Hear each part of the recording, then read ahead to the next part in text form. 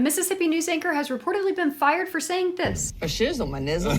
The segment was discussing Snoop Dogg's new wine products. Did not know he sold wine, and when the idea of a collaboration with Snoop Dogg came up, the news anchor responded with the phrase he popularized. Lots of controversy here, with some people saying that this is just a silly, innocent phrase that dictionary.com defines like this, or that the woman likely had no idea what she was even saying. While others say it's actually a replacement for the N-word and highly inappropriate. The same news anchor was also criticized last year for another racially charged comment. Regardless of what you think about all this, firing this anchor would very likely be legal. That's because, and we remind you of this often, First Amendment only applies to the government, meaning it only prevents the government from restricting your speech. If you work for a private company, they can fire you for almost any speech at work. Also important here is that Mississippi, like most states, is an at-will employment state, meaning that companies can basically fire you whenever they want. And even if this anchor negotiated herself out of an at-will status, which you can do, by the way, look into it, most employment contracts for TV news anchors include what's called a morals clause. These basically give a company the power to fire an employee for anything that they do that's offensive. This is actually the justification CNN used to fire former top anchor Chris Cuomo.